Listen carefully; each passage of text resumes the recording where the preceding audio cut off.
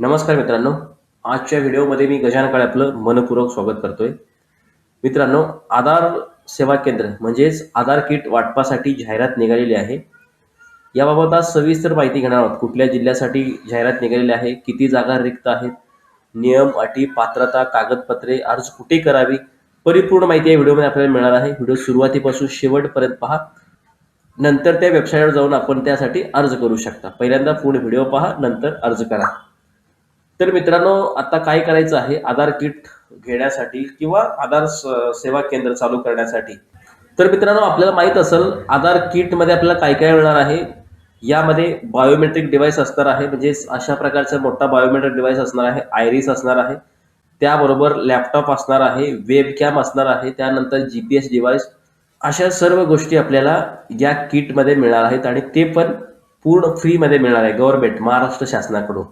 तर यासाठी काय करायचं आहे, याला अर्ज करण्यासाठी किंवा पाहण्यासाठी आपल्याला काय करायचं आहे, गुगलमध्ये नागपूर जिल्ह्याचं वेबसाईट ओपन करून घ्यायचं आहे. nagpur.gov.in या वेबसाईटवरती आल्यानंतर ह्याचा लिंक खाली आपल्याला डिस्क्रिप्शन मिळेल. त्यानंतर खाली आल्यानंतर या ठिकाणी पाहायला मिळेल आपला advertisement for the distribution of Aadhaar kits 2026 only for आपले सरकार सेवा केंद्र, म्हणजे फक्त ज्यांच्याकडे आपले सरकार सेवा केंद्र आहे त्यांच्यासाठी हा किट मिळणार आहे. तर आता बघूया आपण जाहीरनामा काय किंवा जाहिरात काय आहे. या ठिकाणी आपण पाहू शकता आधार नोंदणी संच वितरणाबाबत महत्त्वाची सूचना. या ठिकाणी व्यवस्थित वाचा.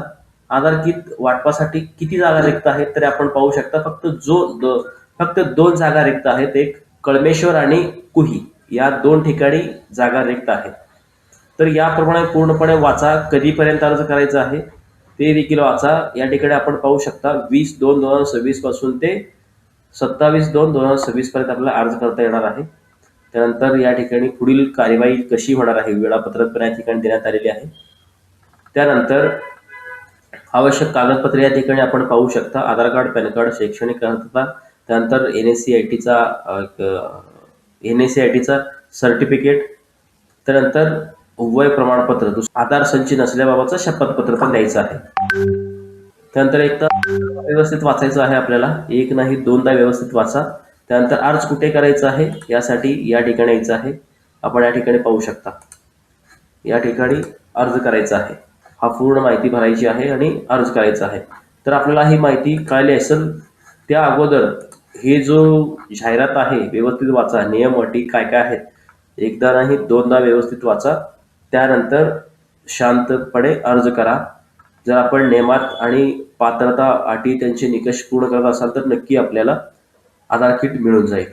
तर मित्रांनो, आजची माहिती आपल्याला नक्की आवडली असणार आहे. अशीच आपल्याला आपल्या जिल्ह्यामध्ये ज्यावेळी जाहीरनामा निघेल त्याची जर माहिती हवी असेल तर लगेच चॅनलला सबस्क्राईब करून ठेवा आणि बेलवरती क्लिक करा. व्हिडिओ आवडल्यास लाईक आणि इतर मित्रांना शेअर करा. धन्यवाद.